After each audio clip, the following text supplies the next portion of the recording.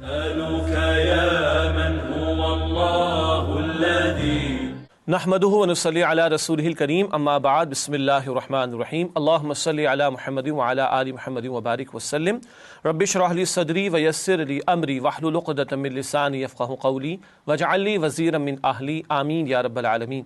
ناظرین کرام السلام علیکم ورحمۃ اللہ وبرکاتہ۔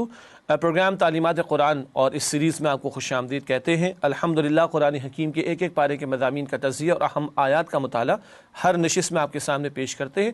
آج انشاءاللہ تعالیٰ قرآن حکیم کے 16ویں پارے کے تعلق سے گفتگو کریں گے اور اسی سے تعارف کے بیان کا آغاز کر لیتے ہیں۔ تعارف کے حوالے سے پہلا نقطہ ہے قرآن کریم کے پارہ نمبر 16 کا مطالعہ مزید برآں سورۃ الکہف رکوع نمبر 10 تا سورۃ طٰہٰ رکوع نمبر 8۔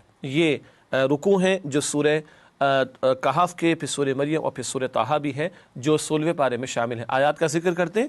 سورۃ الکہف آیت نمبر 78 تا سورہ طٰہٰ آیت نمبر 135، یہ آیات 16ویں پارے میں شامل ہیں۔ اس کے بعد آگے چلتے ہیں اور مقاصد مطالعہ آپ کے سامنے رکھتے ہیں۔ ہمیشہ ایک ہی بات ہوتی ہے، میرے علم میں ہے لیکن یاد دہانی ضروری ہوتی ہے۔ مقاصد مطالعہ کے اعتبار سے پارہ نمبر 16 کی آیات کے مضامین کا جائزہ اوور ویو بھی اور آیت با آیت تجزیہ بھی آپ کے سامنے رکھیں گے انشاءاللہ۔ پھر منتخب آیات کا مطالعہ آپ کے سامنے رکھا جائے گا جس میں مقصود یہ ہوتا ہے کہ عملی تقاضے قرآن حکیم جو ہمارے سامنے رکھتا ہے وہ ہم پر واضح ہوتے جائیں۔ مزید برآں زیر مطالعہ آیات میں بیان شدہ اہم اوامر و نواہی کا تذکرہ بھی ہوگا، یعنی ڈوز اینڈ ڈونٹس کا بیان بھی آپ کی خدمت میں پیش کریں گے۔ ناظرین کرام بات کو آگے بڑھاتے ہیں۔ سورۃ الکہف کا مطالعہ جاری ہے۔ یہ سورت 15ویں پارے میں شروع ہوئی تھی اور 16ویں پارے میں اس کا اختتام ہوگا۔ آئیے پہلے اس کا ایک اوور ویو اور پھر اس کی وہ آیات جو 16ویں پارے میں شامل ہیں ان کا تذکرہ آپ کے سامنے رکھیں۔ پہلی 6 آیات اللہ کی قدرتیں اور نعمتیں ان کا بیان ہے سورہ کہف میں، پھر آیات 7 تا 8 میں دنیا اور اس کی زندگی کی حقیقت کا ذکر آیا تھا، یعنی ہم پڑھ چکے ہیں پچھلی نشست میں۔ آیات 9 تا 26 اصحاب کہف کا واقعہ، بہت بڑا واقعہ، صبر کا بھی بیان اس میں تھا اور اللہ کی قدرتوں کا اظہار بھی۔ آیات 27 سے 31 میں داعی دین کے لیے نصیحت کہ وہ شیطان کے بہکاوے میں نہ آئے بلکہ عمدگی کے ساتھ کلام کرے۔ آیات 32 سے 44 دنیا داروں کے لیے عبرت باغ والے کا واقعہ ذکر کیا گیا تھا۔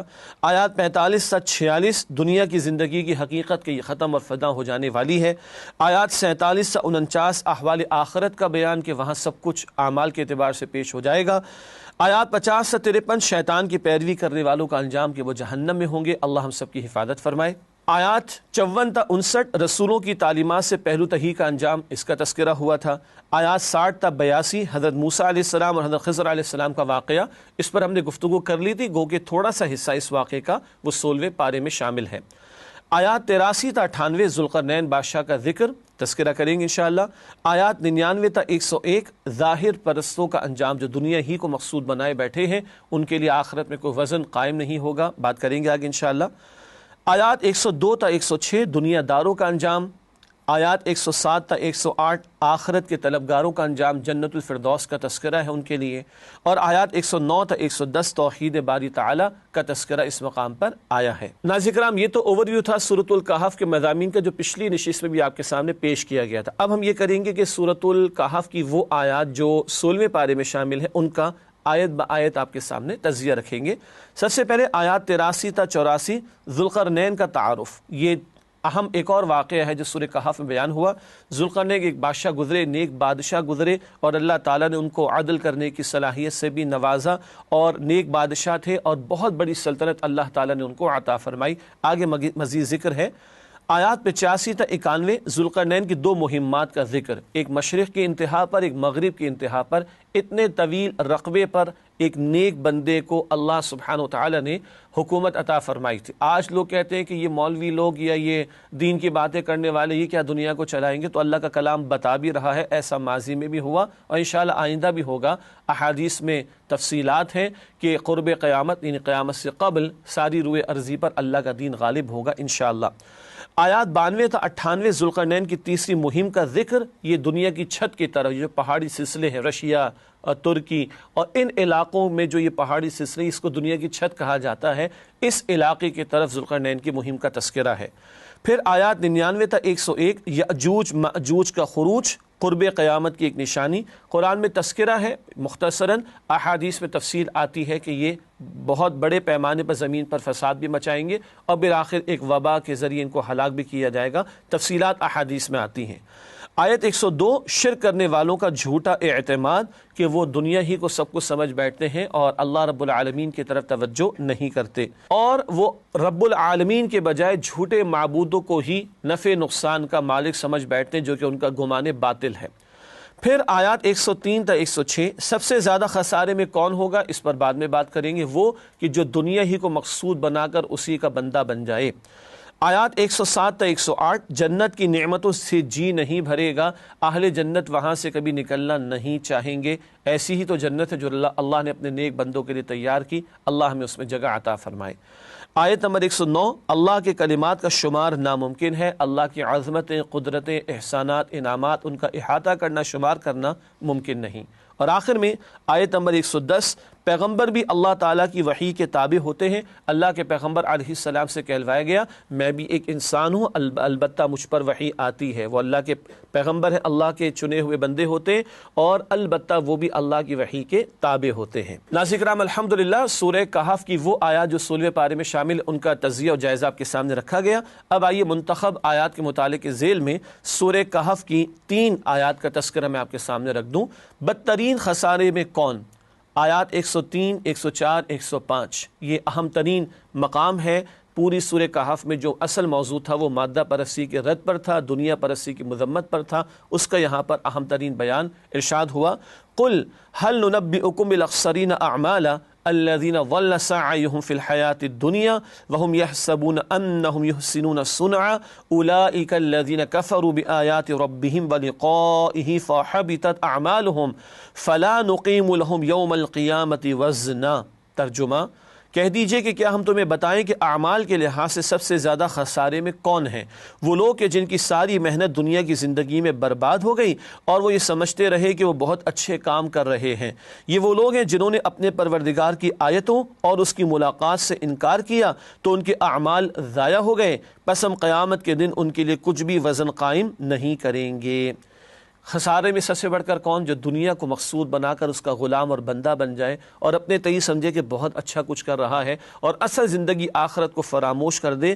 فرمایا کہ یہ وہ لوگ ہیں جنہوں نے رب کی آیات کا انکار کر ڈالا، اس کی ملاقات کا انکار کر ڈالا، اور ان کے سارے اعمال ضائع ہو گئے۔ ظاہر کے کوئی جھوٹ موٹ کی نیکی بھی تھی، اس کا بھی کوئی اجر نہیں ملے گا، بلکہ ذکر آ رہا ہے کہ ان کے اعمال کو تولنے کا بھی اہتمام نہیں کیا جائے گا۔ اللہ تعالیٰ مجھے اور آپ کو دنیا پرستی اور مادہ پرستی کے شرک سے اور فطرے سے بچائے اور آخرت کا طلبگار بننے کی توفیق عطا فرمائے۔ ناظرین کرام، اب آپ کے سامنے سورۃ الکہف کے حوالے سے جو آیات 16ویں پارے میں شامل ہیں ان میں آنے والے اوامر اور نواہی پیش کریں گے۔ سب سے پہلے اوامر کا بیان سورہ کہف کے تعلق سے۔ غلطی کو تسلیم کرنا، آیت نمبر 76۔ موسیٰ علیہ السلام کے واقعے میں ایک خطا کا ذکر ہے جناب خضر کے ساتھ، اور موسیٰ علیہ السلام نے تسلیم کیا کہ آئندہ اگر میں ایسا سوال کوئی آپ سے کر بیٹھوں تو مجھے اپنے ساتھ نہ رکھیے گا۔ برائی کے جواب میں بھلائی کرنا، آیت نمبر 77۔ بستی والوں نے کھانا دینے سے انکار کیا اور جناب خضر نے ہاتھ پھیر کر دیوار کو درست کر دیا تھا۔ ایمان اور عمل صالح کی روش اختیار کرنا، آیت نمبر 88۔ اللہ کی نعمتوں کا اعتراف کرنا، آیت نمبر 95۔ اللہ سے ملاقات کا شوق، آیت نمبر 110۔ یا آخری آیت میں اللہ سے جو ملنا چاہتا ہو وہ نیک عمل بھی کرے اور اللہ کی عبادت میں کسی کو شریک نہ کرے۔ ناظرین کرام، اس کے بعد نواہی کا ذکر ہے سورہ کہف کے تعلق سے۔ نواہی سے مراد وہ باتیں جن سے ہمیں منع کیا گیا ہے۔ اللہ کی یاد سے غفلت، آیت نمبر 101۔ غیر اللہ کو کارساز بنانا، آیت نمبر 102۔ دنیا کا بندہ بن جانا، آیت نمبر 103، اس پر ہم نے بات کی تھی۔ اللہ کی آیات اور ملاقات کا انکار کرنا، آیت نمبر 105۔ اللہ کی آیات اور رسولوں کا مذاق اڑانا، آیت نمبر 106، معاذ اللہ۔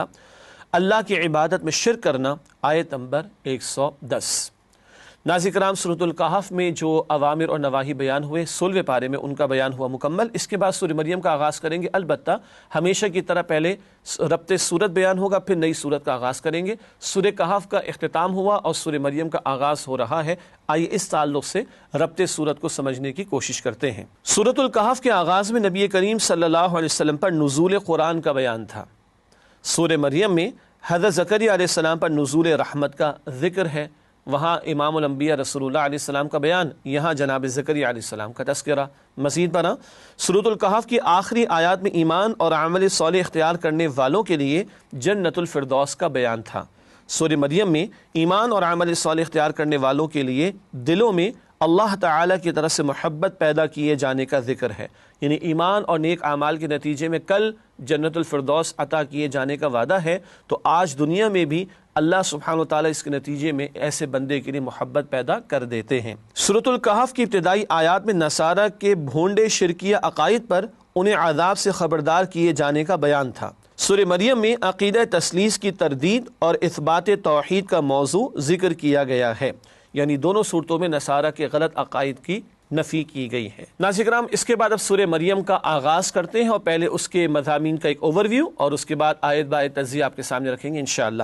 سورہ مریم کے مضامین کا تجزیہ پیش خدمت ہے۔ آیات 1 تا 58 انبیاء کرام پر اللہ کے انعامات، کئی انبیاء کا تذکرہ صورت میں عطا ہوا ہے۔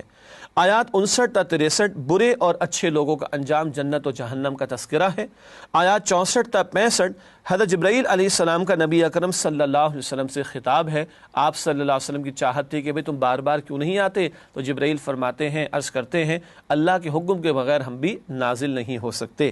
آیات 66 تا 98 مشرکین مکہ کے ساتھ کشمکش کا ذکر، جو مرکزی اور ایک بنیادی موضوع ہے مکی صورتوں کا۔ ناظرین کرام، سورہ مریم کی آیات کا ایک اوور ویو تو آپ کے سامنے آ گیا، اب آیت با آیت تجزیہ آپ کے سامنے ہمیشہ کی طرح رکھتے ہیں، اور اس سے مقصود ہوتا ہے کہ ایک پارے کے جو مضامین ہیں ان کا جائزہ سامنے آ جائے۔ تشریح تو نہیں ہو سکتی، ممکن ہی نہیں ہے، جائزہ ہم چاہتے ہیں کہ آپ کی خدمت میں پیش کیا جائے۔ سورہ مریم کی پہلی 11 آیات اللہ سے مانگنے والے محروم نہیں رہتے، خاص طور پر زکریا علیہ السلام کا تذکرہ ہے، جن کو عین بڑھاپے میں جبکہ ان کی اہلیہ بانجھ تھیں، اللہ تعالیٰ نے معجزانہ طور پر یحییٰ علیہ السلام عطا فرمائے۔ آیات 12 تا 15 حضرت یحییٰ علیہ السلام کی عظمت، وہ والدین کی فرما برداری کرنے والے تھے، اللہ کے فرما بردار تھے، سرکشی کرنے والے نہیں تھے، ان کی عظمت کا تذکرہ ہے۔ آیات 16 تا 26 حضرت عیسیٰ علیہ السلام کی بغیر والد معجزانہ ولادت کا ذکر، بی بی مریم سلام علیہا کے ہاں معجزانہ طور پر عیسیٰ علیہ السلام کی بغیر والد ولادت کا تذکرہ۔ آیات 27 تا 36 حضرت عیسیٰ علیہ السلام کی ماں کی گود میں گفتگو، اور جب الزام تراشی کی یہود نے بی بی مریم سلام علیہا پر معاذ اللہ، تو اللہ سبحانہ و تعالیٰ کے حکم سے عیسیٰ علیہ السلام ماں کی گود میں ہی پکار اٹھے، اور ایک طویل تقریر ہے جو ان کی قرآن نے نقل فرمائی۔ آیات 37 تا 40 حضرت عیسیٰ علیہ السلام کی معجزانہ ولادت نہ ماننے والوں کا انجام، جنہوں نے الزام تراشی کی، اس معجزے کو تسلیم نہیں کیا، اس حق کو تسلیم نہیں کیا، ان کے لیے برے انجام اور عذاب کا ذکر ہے۔ آیات 41 سے 48 حضرت ابراہیم علیہ السلام کی طرف سے حق کی دعوت اپنے والد کے لیے، مگر بڑوں کو دعوت کس طرح پیش کی جائے اس کا بھی بڑا پیارا ادب ہے جو اس مقام پر بیان ہوا۔ آیات 49 سے 50 حضرت ابراہیم، حضرت اسحاق اور حضرت یعقوب علیہم السلام پر اللہ کی عنایات، اللہ کے پیغمبر ہیں، چنے ہوئے بندے ہیں، ان پر اللہ کے انعامات کا تذکرہ۔ آیات 51 تا 53 حضرت موسیٰ اور حضرت ہارون علیہم السلام پر عنایات کا بیان۔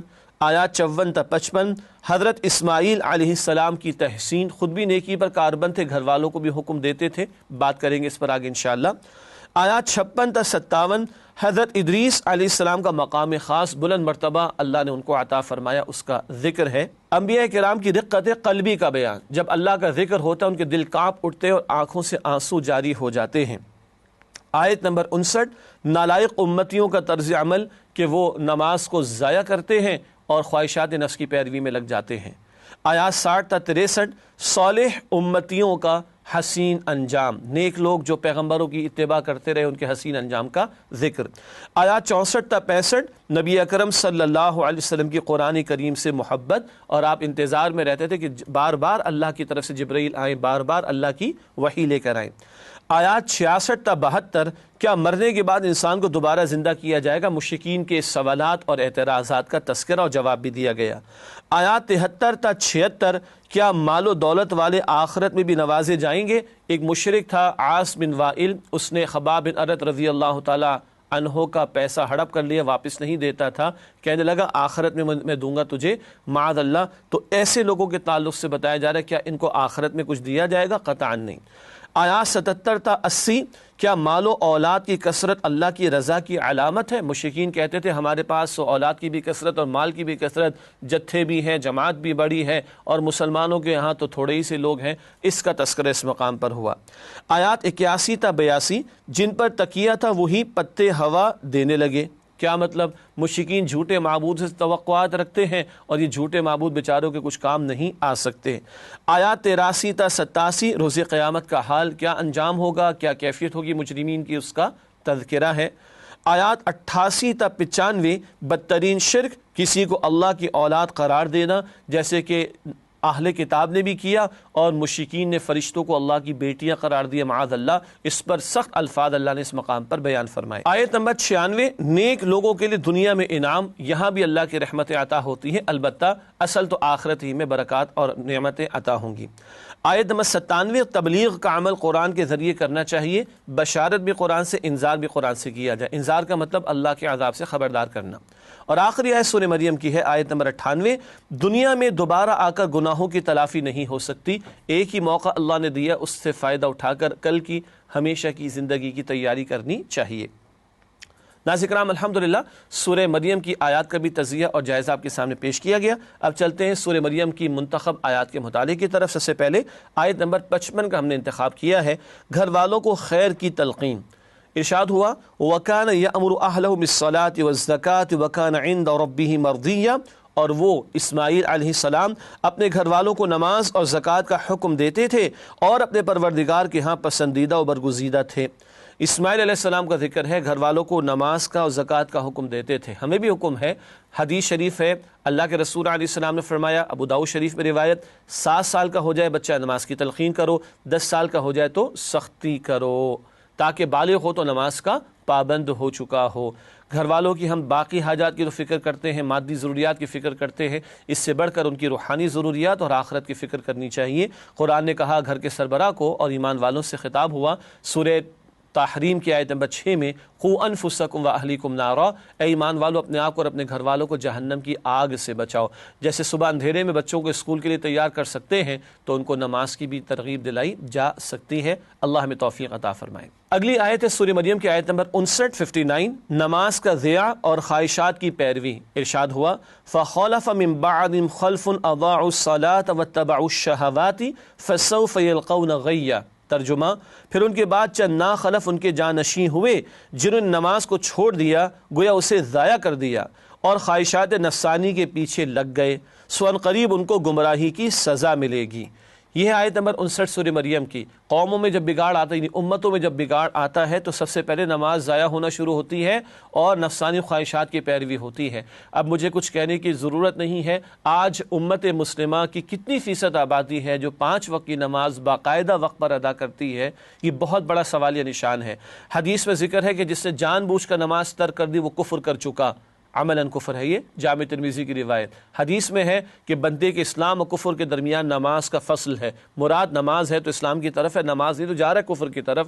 یہ صحیح مسلم کی روایت ہے۔ ہم غور کریں نمازوں کے تعلق سے ہماری کیا کیفیت ہے۔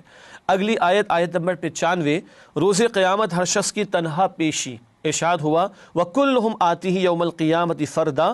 ترجمہ، اور سب قیامت کے دن اس اللہ کے سامنے اکیلے اکیلے حاضر ہوں گے۔ قرآن میں جا بجا ذکر ہے کہ انسان ماں سے، باپ سے، بھائی سے اور بیوی اور اولاد سے اور رشتہ دار اور دوستوں سے دور بھاگے گا۔ قرآن میں ذکر ہے سورہ لقمان کے آخر میں، بیٹا باپ کی جگہ اور باپ بیٹے کی جگہ جواب نہیں دے گا، ہر ایک نے اپنا جواب خود دینا ہے۔ امام غزالی فرماتے رحمۃ اللہ علیہ، بیٹا روٹی کھا لے باپ کی بھوک نہیں مٹتی، اور دوا کڑوی اور باپ پی لے تو بیٹے کو شفا نہیں ملتی، ہر ایک نے اپنی تیاری خود کرنی ہے۔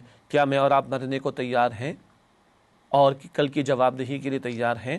اللہم حاسبنا حسابا یسیرا، اے اللہ ہم سب کے حساب کو آسان فرما۔ اس کے بعد سورہ مریم کی اگلی اور آخری آیت جس کا انتخاب کیا گیا وہ آیت نمبر 97 ہے، دعوت کا ذریعہ قرآن حکیم۔ ارشاد ہوا فَإِنَّمَا يَسَّرْنَاهُ بِلِسَانِكَ لِتُبَشِّرَ بِهِ الْمُتَّقِينَ وَتُنذِرَ بِهِ قَوْمًا لُدًّا۔ ترجمہ، اے نبی صلی اللہ علیہ وسلم، ہم نے یہ قرآن آپ کی زبان میں آسان کر دیا ہے تاکہ آپ اس کے ذریعے پرہیزگاروں کو خوشخبری سنا دیں اور جھگڑالو لوگوں کو خبردار کریں۔ یہ ہے قرآن جو دعوت کا بنیادی ذریعہ، متقین کو بشارت دی جائے قرآن کے ذریعے، جھگڑالو قسم کے لوگوں کو خبردار کیا جائے، اللہ کے عذاب سے ڈرایا جائے قرآن کے ذریعے۔ دعوت کا بنیادی ذریعہ قرآن، حتیٰ کہ قرآن کہتے ہیں سورہ فرقان کی آیت نمبر 52 میں وَجَاهِدْهُمْ بِهِ جِهَادًا كَبِيرًا، مکہ مکرمہ کا دور ہے، 13 برس کا جہاد قرآن سے ہوا، فرمایا کہ ان سے جہاد کیجئے، بڑا جہاد قرآن کے ذریعے سے۔ تو دعوت کے لیے، تبلیغ کے لیے اولین جو ذریعہ ہے وہ خود قرآن حکیم ہے، یہ قرآن بار بار تذکرہ فرماتا ہے۔ ناظرین کرام، الحمدللہ سورہ مریم کی منتخب آیات کا مطالعہ بھی مکمل ہوا۔ اب چلتے ہیں اوامر و نواہی کے بیان کے حوالے سے سورہ مریم کی آیات کے ذیل میں۔ سورہ مریم کے اوامر کا تذکرہ، اللہ کو چپکے چپکے پکارنا، آیت نمبر 3 یعنی دعا کا تذکرہ ہے۔ صبح و شام ذکر الہی کرنا، آیت نمبر 11۔ تقوی اختیار کرنا، آیت نمبر 13 یعنی اللہ کا خوف۔ والدین سے حسن سلوک، آیت نمبر 14۔ نماز اور زکوٰۃ ادا کرنا، آیت نمبر 31۔ اللہ ہی کی عبادت کرنا، آیت نمبر 36۔ سیدھی راہ کی پیروی کرنا، آیت نمبر 43۔ اللہ ہی سے دعا کرنا، آیت نمبر 48۔ وعدے کو پورا کرنا، آیت نمبر 54۔ گھر والوں کو نماز اور زکوٰۃ کی تلقین کرنا، آیت نمبر 55۔ اسماعیل علیہ السلام کے تعلق سے گفتگو ہوئی تھی۔ توبہ، ایمان اور عمل صالح کی روش اختیار کرنا، آیت نمبر 60۔ اللہ کی عبادت پر ثابت قدم رہنا، آیت نمبر 65۔ نیک اعمال کر کے اچھے انجام کی امید رکھنا، آیت نمبر 76۔ یعنی صرف تمنا نہ ہو آخرت کی کامیابی کی، اس کے لیے محنت بھی ہو، ایمان کے ساتھ نیک اعمال کو بھی انجام دینا۔ قرآن سے بشارت اور انذار، آیت نمبر 97۔ اس آیت کا ہم نے مطالعہ بھی کیا تھا۔ ناظرین کرام، یہ اوامر کا بیان مکمل ہوا۔ سورہ مریم کے تعلق سے اب نواہی یعنی ڈونٹس کا تذکرہ آپ کے سامنے رکھیں گے۔ شیطان کی عبادت کرنا، آیت نمبر 44، یعنی یہ وہ باتیں نواہی جن سے روکا گیا، منع کیا گیا ہے۔ نماز کو ضائع کرنا، آیت نمبر 59، اس پر ہم نے بات کی تھی۔ خواہشات نفس کی پیروی کرنا، آیت نمبر 59۔ مرنے کے بعد زندگی کا انکار، آیت نمبر 66۔ آیات الہی کا انکار، آیت نمبر 77۔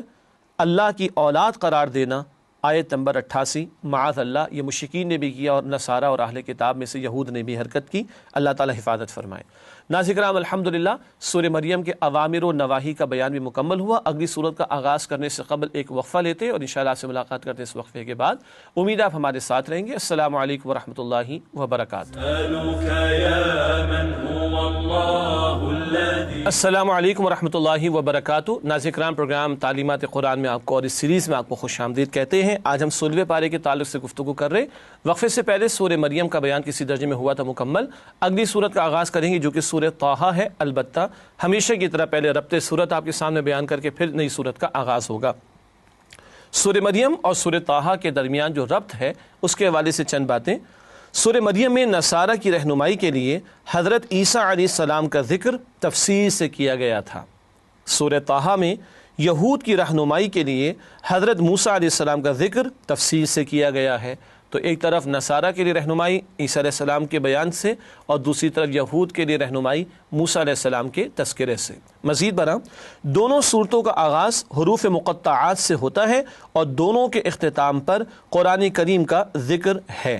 یہ بھی ایک ربط کی کیفیت ہے کہ کاف، ہا، یا، عین، صاد یہ حروف مقطعات ہیں، ان سے آغاز سورہ مریم کا ہوا، اور طٰہٰ یہ حروف مقطعات ہیں، ان سے آغاز سورہ طٰہٰ کا ہوتا ہے۔ ناظرین کرام، ایک بات پہلے میں آپ کے سامنے رکھنا چاہوں گا، سورہ طٰہٰ کی ایک خاص بات، پھر اوور ویو اور پھر آیات کا جائزہ۔ وہ خاص بات کیا ہے آئیے اسکرین پر ملاحظہ فرمائیے گا۔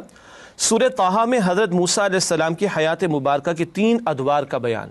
وہ 3 ادوار بھلا کون کون سے ہیں؟ آیات 38 سے 40، ولادت تا مدین روانگی، مدین تشریف لے گئے تھے اور اس کی بھی تفصیلات دیگر مقامات پر سورہ قصص میں بھی آتی ہیں۔ آیات 9 تا 37 اور 41 تا 79، مدین سے مصر واپسی تا فرعون کی ہلاکت، اور آیات 80 تا 99 مصر سے صحرائے سینا ہجرت تا وصال۔ یعنی یہ 3 ادوار ہے ولادت سے لے کے مدین چلے جانے تک، یہ آغاز وحی سے پہلے کا دور ہے۔ دوسرا حصہ مدین سے واپس مصر تشریف لا رہے، آغاز وحی ہو چکا، اور تیسرا حصہ ان کی ہجرت کا بیان، مصر سے ہجرت فرما گئے تھے، صحرائے سینا میں تھے، اور پھر وصال کا معاملہ۔ یہ 3 ادوار اللہ نے یہاں پر عطا فرمائے ہیں۔ یہ بھی نوٹ کیجئے، قرآن کریم میں نبی کریم صلی اللہ علیہ وسلم کے بعد سب سے زیادہ تفصیلی حالات موسیٰ علیہ السلام کے تعلق سے آتے ہیں، اس لیے کہ ہم سے پہلے امت بنی اسرائیل تھی، چنانچہ ان کے واقعات بہت تفصیل سے امت محمدیہ صلی اللہ علیہ وآلہ وسلم کے رہنمائی کے لیے بیان کیے گئے۔ اب ناظرین کرام سورہ طٰہٰ کے مضامین کا ایک اوور ویو اور پھر آیت بآیت تجزیہ آپ کے سامنے رکھیں گے۔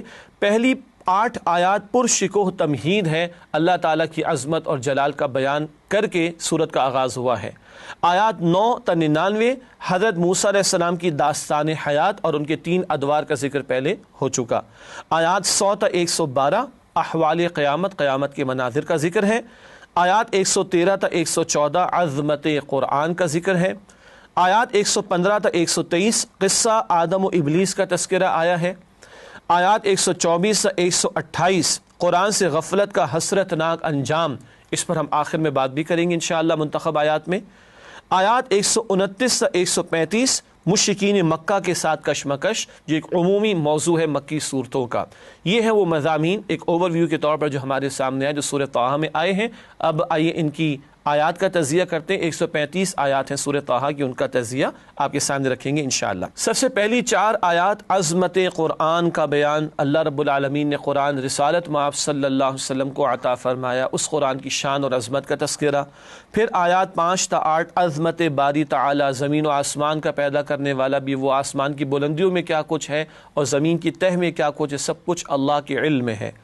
آیات 9 تا 13 حضرت موسیٰ علیہ السلام پر ظہور نبوت، وادی مقدس طوا میں تھے اور وہاں اللہ سبحانہ وتعالیٰ سے شرف ہم کلامی ہوا اور وہاں ظہور نبوت ہوا، یعنی آغاز وحی کا معاملہ۔ آیات 14 تا 16 4 اہم ہدایات، اللہ کا ذکر کرنا، اللہ ہی کی عبادت کرنا، اللہ سبحانہ وتعالیٰ ہی کو الہ ماننا، معبود، اور اللہ سبحانہ وتعالیٰ کے لیے نماز قائم کرنا، یہ تذکرے اس مقام پر عطا ہوئے۔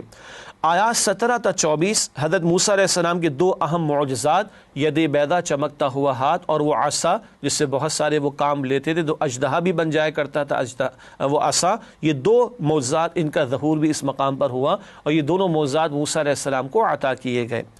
آیات 25 تا 37 حضرت موسیٰ علیہ السلام کی ایمان افروز دعا اور اس کی قبولیت، مشہور دعا رب اشرح لی صدری، بعد میں ذکر کریں گے انشاءاللہ تعالی۔ آیات 38 تا 40 حضرت موسیٰ علیہ السلام کی حیات کا پہلا دور، ولادت تا مدین روانگی، ان کی پیدائش کا ذکر، پھر وہ بڑے ہوئے، فرعون کے دربار میں بھی تھے اور ایک واقعہ پیش ہو گیا، ایک شخص کا قتل ہو گیا، اس کے بعد وہ تشریف لے گئے تھے مدین، تفصیلات کا موقع یہاں پر نہیں، لیکن یہ پہلا دور ہے جو آیات 38 سے 40 میں بیان ہوا۔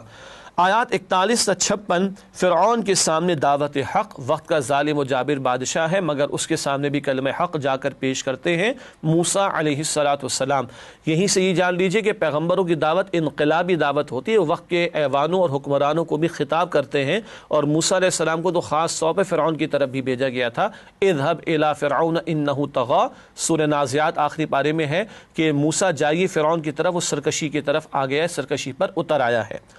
آیات 57 تا 70 حضرت موسیٰ علیہ السلام اور جادوگروں کے درمیان مقابلہ، مشہور واقعہ ہے، اور بالآخر موسیٰ علیہ السلام نے اللہ کے حکم سے عصا ڈالا، وہ اژدہا بن گیا، اور جو ڈھکوسلے جادوگروں نے پیش کیے وہ سب کو کھا گیا، ہڑپ کر گیا، اور جادوگر بھی ایمان لے آئے جب حق دیکھ لیا انہوں نے، کیونکہ جادوگروں کو پتہ تھا جو کچھ وہ پیش کر رہے تھے وہ حقیقت نہیں، وہ جادو تھا، لیکن جب جادوگروں نے دیکھا، وہ اپنے فن کے جاننے والے تھے کہ جو موسیٰ نے پیش کیا ہے وہ بہت ہی کچھ اعلیٰ شے ہے، جھک گئے اور اندر فطرت میں کوئی ایمان کی رمق تھی وہ جاگی اور ایمان قبول کر لیا۔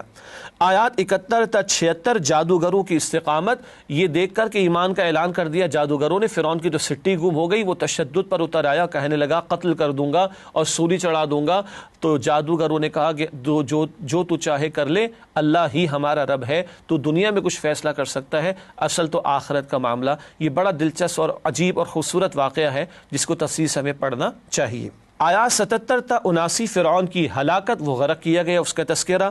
آیات 80 تا 82 بنی اسرائیل پر اللہ کے انعامات اور انہیں شکر گزاری کی تلقین، اللہ نے کس کس طرح فرعون اور آل فرعون سے نجات دی، اور اب شکر کرو، اور اللہ نے پھر تورات بھی عطا فرمائی، اس کو تھامنے کا حکم بھی دیا گیا۔ آیات 83 تا 89 سامری کی فریب کاری، سامری ایک جادوگر مشہور ہے، یوں کہیے کہ جادو کا فریب اس نے اختیار کیا اور ایک گائے نما شے، بلکہ گائے کا جسم سا بنایا اور اس میں کوئی آواز سی پیدا کرنے کی کوشش کی، اور یوں بچھڑے کی پوجا پاٹ کا اس نے ارادہ کرنا چاہا کہ لوگ اس میں مبتلا ہو کر شرک کرے معاذ اللہ۔ آیات 90 تا 94 قوم کی گمراہی اور حضرت ہارون علیہ السلام کا طرز عمل۔ قوم تو لگی سامری کے پیچھے اور بچڑے کی پوجا پاٹ کرنے میں، اور موسیٰ علیہ السلام تشریف لے گئے تھے طور پہاڑ پر، پیچھے ہارون علیہ السلام کو چھوڑ گئے تھے۔ ہارون علیہ السلام نے روکنے کی، بچانے کی بڑی فکر کی، شرک سے بچانے کی، مگر لوگوں نے، گمراہ لوگوں نے مان کر نہ دی۔ آیات 95 تا 98 سامری کا انجام۔ موسیٰ علیہ السلام واپس تشریف لائے اور اس کی سرزنش کی، اور اس کو اللہ تعالیٰ نے ایک بیماری میں بھی مبتلا کیا، اور جو بچڑا تھا اس کو بھی فنا کر ڈالا اور پاش کر ڈالا، اس کی راکھ کو پھینک دیا موسیٰ علیہ السلام نے۔ یہ تذکرہ بھی اس مقام پر آتا ہے۔ آیات 99 تا 101 قرآن میں بیان شدہ قصوں کی حکمت۔ قرآن قصوں کی کتاب تو نہیں ہے نا، ہدایت کی کتاب ہے۔ تو دیکھو پچھلے نافرمانوں کا انجام کیا ہوا، ظالم و جابروں کا انجام کیا ہوا، پیغمبر کے راستے کو چھوڑنے والوں کا انجام کیا ہوا۔ اس سے قرآن ہر دور کے لوگوں کو عبرت دلاتا ہے۔ آیات 102 تا 104 روز قیامت مجرموں کا حال، ان کی آنکھیں پتھرا جائیں گی، خوف زدہ ہوں گے۔ آیات 105 تا 107 پہاڑوں اور زمین کا مستقبل، یہ پہاڑ ہلا دیے جائیں گے، چلا دیے جائیں گے، ریزہ ریزہ کر دیے جائیں گے، اور یہ زمین بالکل فلیٹ اور چٹیل میدان کر دی جائے گی۔ آیات 108 تا 112 روز قیامت شفاعت کی حقیقت، اللہ کے حکم سے شفاعت ہوگی، اور جس کے لیے اللہ پسند فرمائیں گے اسی کے لیے ہوگی۔ آیت 113 مقصد نزول قرآن وہ یہ ہے کہ ہدایت ہے، اس کے ذریعے اس کا ہدایت کا حصول ہو اور لوگ اس کی اتباع کریں اور اس کی پیروی کر کے کامیابی حاصل کریں۔ آیات 114 تا 123 علم کی فضیلت، علم میں اضافے کی دعا بھی سکھائی گئی ہے، اور حضرت آدم علیہ السلام کا تذکرہ بھی ہے، اور سب سے بڑا علم ہدایت کا علم، اس کے عطا کیے جانے کا ذکر بھی ہے۔ آیات 124 تا 127 قرآن سے غفلت برتنے والا روز قیامت اندھا ہوگا، استغفر اللہ۔ ان آیات پر بعد میں بات بھی کریں گے انشاءاللہ۔ آیات 128 تا 129 مشرکین مکہ کے لیے دھمکی، استغفر اللہ، کہ یہ وہ لوگ تھے جو پیغمبر اسلام علیہ السلام کا انکار کر رہے تھے اور ان کی راہ میں روڑے اٹکا رہے تھے، دین کی راستے میں رکاوٹیں ڈال رہے تھے، ان کے لیے عذاب کی دھمکی۔ آیات 130 سے 132 نبی اکرم صلی اللہ علیہ وسلم سے خصوصی خطاب، اللہ کی یاد میں لگے رہنا، اللہ کی خاطر صبر کرنا، اس سے ہی تقویت ملے گی حق کی راہ میں استقامت کے لیے۔ آیات 133 سے 135 نبی اکرم صلی اللہ علیہ وسلم کا اصل معجزہ قرآن ہے۔ مشرکین بار بار مطالبات کرتے، بتایا کہ اصل معجزہ قرآن ہے، اسی کو مانو، اور اسی کو مانو گے اور عمل کرو گے تو نجات ملے گی۔ ناظرین کرام الحمدللہ سورہ طٰہٰ کی آیات کا جائزہ بھی آپ کے سامنے پیش کیا گیا۔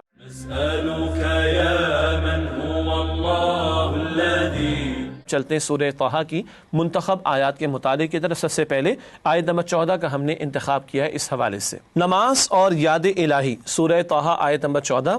اننی انا اللہ لا الہ الا انا فاعبدنی واقم الصلاۃ لذکری۔ ترجمہ، بے شک میں ہی اللہ ہوں، میرے سوا کوئی معبود نہیں، بس تم میری ہی عبادت کرو اور میری یاد کے لیے نماز قائم کرو۔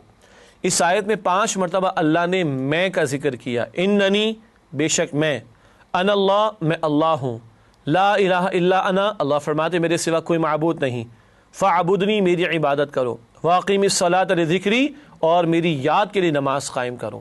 علامہ اقبال کہتے ہیں the big I am of اللہ سبحانہ و تعالیٰ، اللہ نے اپنی انانیت کبریٰ، اپنی بڑی، سب سے بڑی انا، اس کا ذکر 5 مرتبہ فرمایا۔ نماز کا اہم مقصد کیا ہے؟ اللہ کی یاد کے لیے۔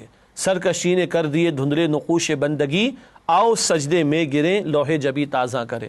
بھول جاتے ہیں اللہ کو، اپنی حقیقت کو، آخرت کی زندگی کو، ہر چند گھنٹوں بعد نماز کھینچ لاتی ہے اور اللہ کی اور آخرت کی یاد دلاتی ہے اور ہماری حقیقت کی بھی یاد دلاتی ہے۔ ایاک نعبد، اللہ ہم تیری ہی عبادت کرتے ہیں، ہم بندے ہیں، وہ معبود ہے، بندہ بن کر رہنا ہے، اپنی مرضی نہیں چلانی۔ اس کے بعد اگلی آیات جن کا انتخاب کیا گیا سورہ طٰہٰ میں سے آیات 25 تا 29 عمدہ اور مشہور دعائیں، موسیٰ علیہ السلام کی بڑی پیاری دعائیں۔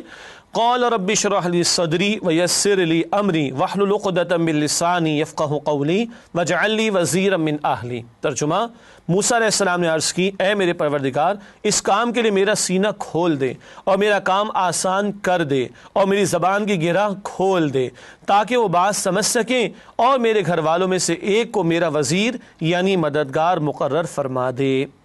اللہ کے دین کے کام کے لیے نکلے ہیں تو اللہ سے دعا ہو رہی ہے، اے اللہ سینہ کھول دیجئے، کام آسان کر دیجئے، زبان کی گرہ کھول دیجئے تاکہ بولنا اور بیان کرنا آسان ہو، تاکہ وہ بات سمجھ لیں، اور گھر والوں میں سے ایک معاون مقرر کیجئے۔ پھر ہارون علیہ السلام کو اللہ تعالیٰ نے نبوت عطا فرمائی اور موسیٰ علیہ السلام کے کام میں ان کو بھی شریک کیا گیا۔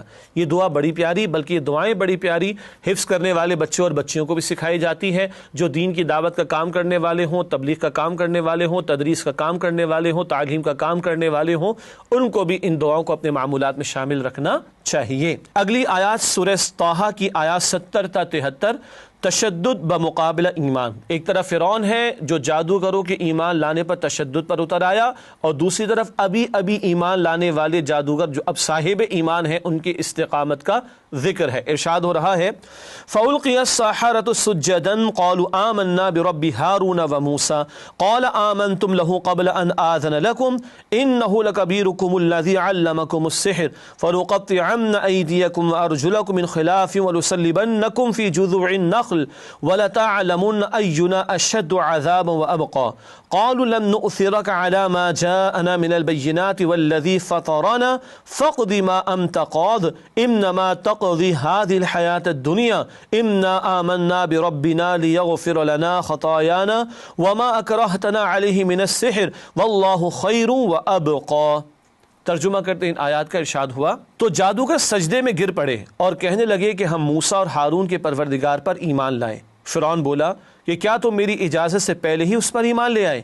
یقیناً وہ تمہارا بڑا یعنی استاد ہے جس سے تم کو جادو سکھایا ہے۔ سو میں تمہارے ہاتھ اور پاؤں مخالف سم سے کٹوا دوں گا اور کھجور کے تنوں پر سولی چڑھوا دوں گا، اس وقت تم کو معلوم ہوگا کہ ہم میں سے کس کا عذاب زیادہ سخت اور دیر تک رہنے والا ہے۔ انہوں نے کہا جو دلائل ہمارے پاس آ گئے ہیں ان پر اور جس اللہ نے ہم کو پیدا کیا ہے اس پر ہم تجھے ہرگز ترجیح نہیں دیں گے، تو تجھے جو کرنا ہے کر گزر، تو جو حکم چلا سکتا ہے وہ صرف اسی دنیا کی زندگی میں ہی ہے۔ ہم اپنے پروردگار پر ایمان لے آئے تاکہ وہ ہمارے گناہوں کو معاف کرے اور اسے بھی جو تو نے ہم سے زبردستی جادو کرایا، اور اللہ بہتر اور باقی رہنے والا ہے۔ یہ آیات 70 تا 73 کا ترجمہ ہوا جو ہمارے سامنے آیا۔ بہت ساری تفصیلات ہیں، 2-3 باتیں عرض کروں گا۔ جن لوگوں کے پاس دلیل کا جواب نہیں ہوتا وہ تشدد پر اتر آتے ہیں، اور یہ فرعونیت کا ایک مظہر ہے جو آج کے دور میں بھی دکھائی دے گا۔ حق والوں کو، دین والوں کو، اللہ کی بات کرنے والوں کو جیلوں میں ڈالنا، شہید کرنا اور ان کے لاشیں بھی نہ ملتے ہوں، یہ آج کے بھی ظالم و جابروں کا پرتشدد وتیرہ ہے۔ دوسری اہم بات، جادوگروں کو اپنے فن کی لیمیٹیشنز پتہ تھیں۔ موسیٰ علیہ السلام کی معجزات کو دیکھا تو پتہ چل گیا یہ کوئی بہت بڑی بات ہے جو ہمارے سامنے آئی۔ اندر فطرت میں پکار تو ہوتی ہے، حدیث بخاری کی ہر بچہ فطرت پر ان اسلام پر پیدا ہوتا ہے، بہرحال ماں باپ اس کو یہودی نصرانی مجوسی بنا دیتے ہیں۔ وہ فطرت کی پکار سامنے آ گئی، حق کیونکہ دیکھ لیا، دین اینڈ دیر ایمان لے آئے۔ اب فرعون کہتا ہے کہ تمہیں قتل کرا دوں گا، یہ تو تمہارا بڑا ہے معاذ اللہ جس نے تمہیں سکھایا۔ یہ کلیور آدمی تھا، چالاک آدمی تھا، ہوشیار آدمی تھا، عیار آدمی تھا۔ بازی اس نے پلٹتی ہوئی دیکھی تو اس طرح کی الزام تراشی کی۔ جادوگر کیا کہتے ہم تو ایمان لے آئے اور تو نے جو کچھ کرنا ہے کر لے، تو دنیا کی زندگی میں کر سکتا ہے، ہم تو اپنے رب پر ایمان لے آئے اور وہ ہمیں بخش دے گا، ہمیں اس بات کا یقین ہے۔ یہ ہے ایمان جو بندے کو ظالم و جابروں کے سامنے کھڑا کرتا ہے۔ اللہ یہ ایمان اور یہ جرت اور استقامت مجھے اور آپ کو ہم سب کو عطا فرمائے۔ اس کے بعد آخری 3 آیات کا ہم نے انتخاب کیا، وہ سورہ طٰہٰ کی آیات ہیں 124، 125، 126، قرآن سے اعراض کی سزا۔ ارشاد ہوا وَمَنْ أَعْرَضَ عَنْ ذِكْرِي فَإِنَّ لَهُ مَعِيشَةً ضَنْكًا وَنَحْشُرُهُ يَوْمَ الْقِيَامَةِ أَعْمَى قَالَ رَبِّ لِمَ حَشَرْتَنِي أَعْمَى وَقَدْ كُنْتُ بَصِيرًا قَالَ كَذَلِكَ أَتَتْكَ آيَاتُنَا فَنَسِيتَهَا وَكَذَلِكَ الْيَوْمَ تُنْسَى۔ ترجمہ، اور جو میری نصیحت سے منہ پھیرے گا اس کی زندگی تنگ ہو جائے گی اور ہم اسے روز قیامت اندھا کر کے اٹھائیں گے۔ وہ کہے گا میرے پروردگار تو نے مجھے اندھا کر کے کیوں اٹھایا، میں تو دیکھتا بھالتا تھا۔ اللہ فرمائے گا کہ ایسا ہی ہونا چاہیے تھا، تیرے پاس میری آیتیں آئیں تو نے ان کو بھلا دیا، اسی طرح آج ہم تجھ کو فراموش کر دیں گے۔ ناظرین کرام، یہ بڑا ہی ہلا دینے والا مقام ہے قرآن حکیم کا۔ جو لوگ قرآن کو فراموش کر دیں، نظر انداز کر دیں، پس پش ڈال دیں، اگنور کر دیں، توجہ نہ کریں، اللہ ہمیں محفوظ رکھے۔ قرآن کہتا ہے معیشت تنگ ہوگی، دنیا تنگ ہوگی، زندگی تنگ ہوگی اور آخرت میں اندھا بنا کر کھڑا کیا جائے گا۔ کیوں تم اندھے بنے رہے قرآن سے؟ تمہارے پاس اللہ کے کلام کے لیے وقت نہیں تھا، اللہ فرمائیں گے آج میرے پاس تمہاری رحمت میں سے کوئی حصہ نہیں۔ اللہ اس سے محفوظ رکھے، اللہ ہمیں قرآن کے حقوق کو ادا کرنے کی توفیق دے، اس پر ایمان، اس کی تلاوت، اس کو سمجھنا، اس پر عمل، اس کے احکامات کا نفاذ اور اس کے پیغام کو دوسروں تک پہنچانا۔ اللہ تعالیٰ قرآن حکیم کے حقوق ادا کرتے ہوئے اس قرآن سے ہمیں ہمارے تعلق کی مضبوطی کی توفیق عطا فرمائے۔ ناظرین کرام، الحمدللہ سورہ طٰہٰ کی منتخب آیات کا مطالعہ بھی ہوا کسی درجے میں مکمل۔ ناظرین کرام، پروگرام کے بالکل آخر میں فرمان نبوی صلی اللہ علیہ وسلم پیش خدمت ہے۔ صاحب قرآن کی مثال بندھے ہوئے اونٹ کے مالک کی طرح ہے، اگر اس کا خیال رکھے گا تو اسے قابو میں رکھے گا، اور اگر اسے چھوڑ دے گا تو وہ بھاگ جائے گا۔ قرآن کی حفاظت کرنی ہے، خاص طور پر حفاظ قرآن کے تعلق سے بھی گفتگو ہے۔ صحیح بخاری میں اللہ کے پیغمبر علیہ الصلوۃ والسلام کا یہ فرمان موجود ہے۔ اللہ سے دعا ہے کہ اللہ تعالیٰ ہمیں قرآن حکیم سے مزید مضبوطی عطا فرمائے۔ ناظرین کرام، اسی کے ساتھ اجازت چاہیں گے اور آئندہ پروگرام میں آپ سے ملاقات کرتے ہیں انشاءاللہ تعالی۔ وآخر دعوانا ان الحمدللہ رب العالمین، والسلام علیکم ورحمۃ اللہ وبرکاتہ۔ نسألك يا من هو الله الذي